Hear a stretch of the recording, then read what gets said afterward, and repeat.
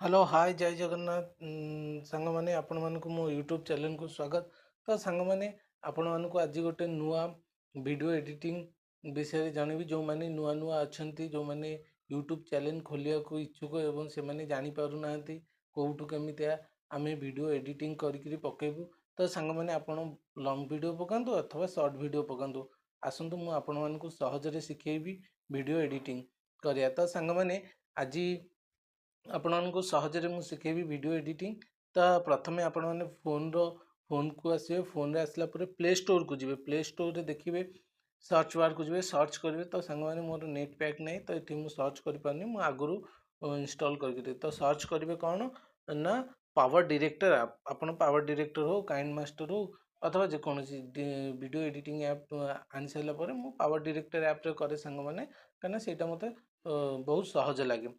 तो मु power director app install कली कर सारा मोबाइल स्क्रीन को आसला पर आपने देखिपे सब ऐप आसो इंस्टॉल हो सारापर पावर डायरेक्टर ऐप आसो हरी।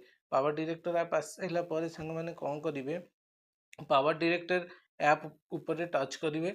टच कर सारापर से आपणकर प्रथमे यही भाव में खोल सब तो मुझे एडिट करी सांग मैंने तो यही भाव में पेज आसो। पेज आस सारापर सांग मैंने कौन करेंगे ना ये प्लस चिन्ह थी न्यू प्रोजेक्ट ही जाकि क्लिक करेंगे। ये न्यू प्रोजेक्ट उपर क्लिक करेंगे। न्यू प्रोजेक्ट उपर क्लिक कर सारापर आपंकर एमता बैकग्राउंड आसो आपन को आपन डिस्प्ले उपर एमता शो कर। प्रथम कौन करेंगे ना ये वीडियो फोटो कलर अच्छी आमे मैंने कौन करिया प्रथम कलर बोर्ड को जा कलर बोर्ड थी जाकि आमको जेकोसी कलर आमको सिलेक्शन कर विभिन्न प्रकार कलर देती आपड़ जेकोसी कलर सांग मैंने सिलेक्शन करेंगे। जमती मु कला कलर सिलेक्शन कली कला कलर सिलेक्शन करके नेक्स्ट ऑप्शन आसो नेक्स्ट ऑप्शन क्लिक करेंगे देखिए आपंकर पलि आसला एडिट ऐप टी पलि आसला। तापर आमको कौन करने हम ये जो कला कलर टी आम आइले तापर आमको टच कर टच करके आमको यार येटा को बढ़िया को आपन जी वीडियो आप 5 मिनट हो 10 मिनट हो जी आप वीडियो कैमेरा रे रेकर्डिंग करती आपड़ आपको भिड़ देवे भिड़ सारापर आप कौन करेंगे एठू बाहर सारापर आप देखिथे ये जो मेनू एडिट अच्छी टैक्स अच्छी ओवरऑल अच्छी ऑडियो इफेक्ट एमता को स्क्रोल करी आनिबे एक्स वाई जो लेखाई सेठी आपण टच करेंगे। तो आपंकर ये विभिन्न प्रकार शो करेब कौन शो करेब आपको यूट्यूब शो करेब शॉर्ट वीडियो शो करेब इंस्टाग्राम शो करेब इंस्टाग्राम 1.1 रे शो कर 20.9 गोटे वीडियो रे शो कर आ गोटे 4.5 इंस्टा शो कर। तो सांग मैंने आमको तो ये सब करानी आमर यूट्यूब दरकार। तो आम कौन करिया यूट्यूब करा गले 16.9 को आमको सिलेक्ट करदेवा पड़ो। तो सिलेक्ट कर सारापर आमर होगला। तो सांग मैंने कौन करा पुणी आमको पछुआ स्क्रोल करके आसा ओवरऑल की आसक पड़ो ओवरऑल थी आमको कौन कर टच करा पड़ो। टच कर सारापर आमको दीटा ऑप्शन देखे गोटे वीडियो गोटे फोटो।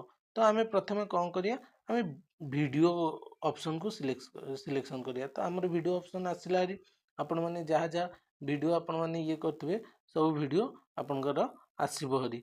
तो आम से वीडियो जो वीडियो आम रेकर्डिंग करते से वीडियोटी को आम एडिट करिया। तो मुझे गोटे माँ गजलक्ष्मी भसाणी वीडियो नहीं सांग देखिए ये जो गजलक्ष्मी भसाणी वीडियोटी आम नेले नवापर। तो सांग मैंने यहाँ आग एडिट हो जाता सरी तो आउ थे ओभरऑल करके मत जा पड़ो कौटी।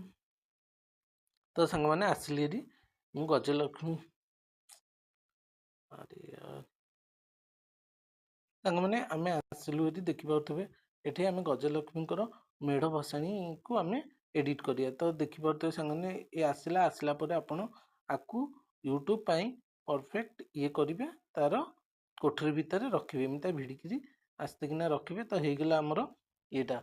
तो देखिपे आमर बाहर साउंड भी सांग मैंने वीडियो आसो आपण मैंने भी शुणी पारे बाहर साउंड। तो आम बाहर साउंड को केमितिया आम कमेगा।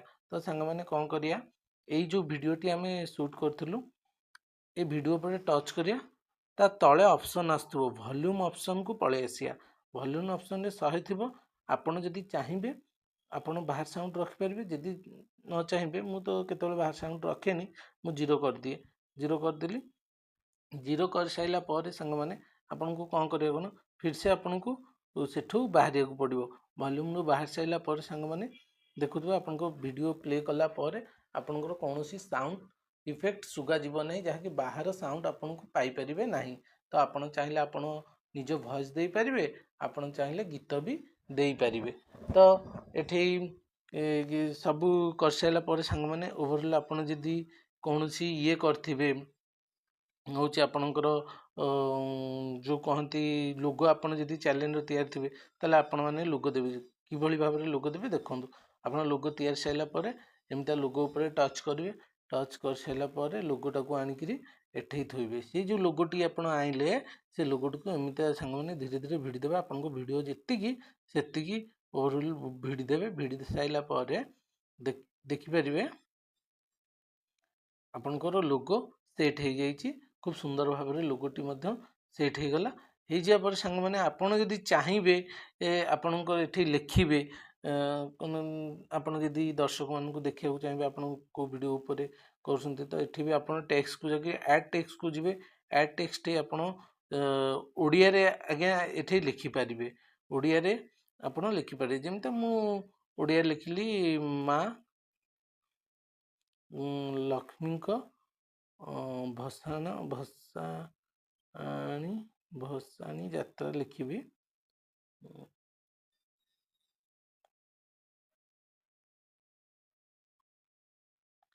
ତ ମୁଁ ଲେଖିଲି ମା ଲକ୍ଷ୍ମୀଙ୍କ ଭସାଣି ଯାତ୍ରା, ମା ଲକ୍ଷ୍ମୀ ଭସାଣି ଯାତ୍ରା। ତ ଲେଖିବେ ଆପଣ ଏମିତିଆ ଆପଣ କରିପାରିବେ, ଆଡ଼ଜଷ୍ଟ କରିପାରିବେ।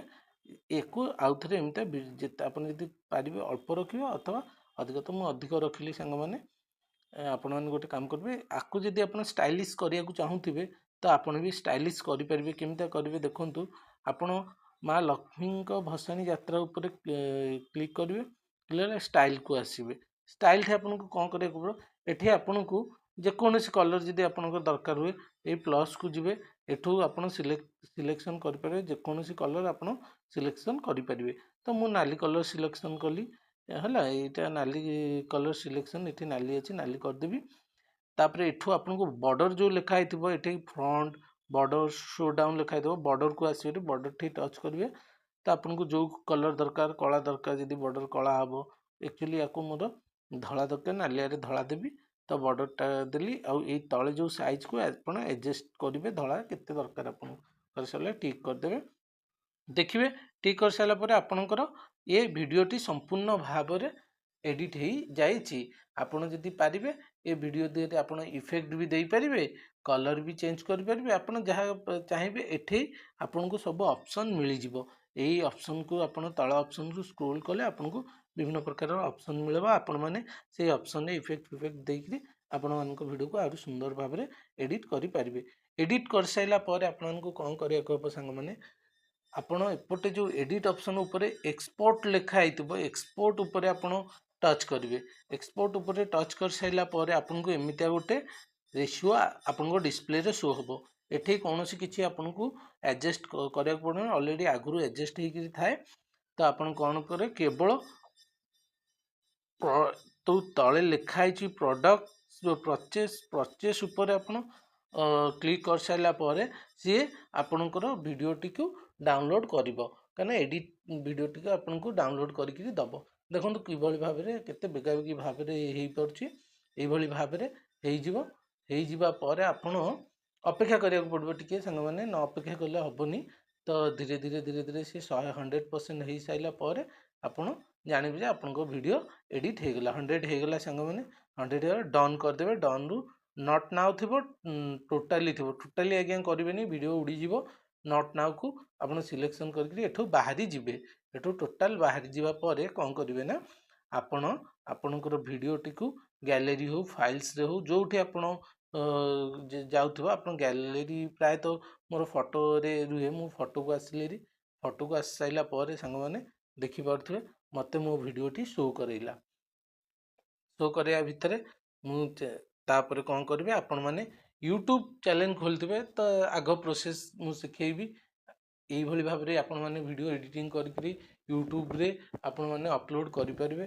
ଯଦି ସାଙ୍ଗମାନେ ଏଇ ଚ୍ୟାନେଲରେ ଭଲ ଲାଗୁଥିବ ତାହେଲେ ଏଇ ଚ୍ୟାନେଲକୁ ଲାଇକ୍ ସେୟାର ସବସ୍କ୍ରାଇବ୍ କରିବେ। ଧନ୍ୟବାଦ। ଜୟ ଜଗନ୍ନାଥ।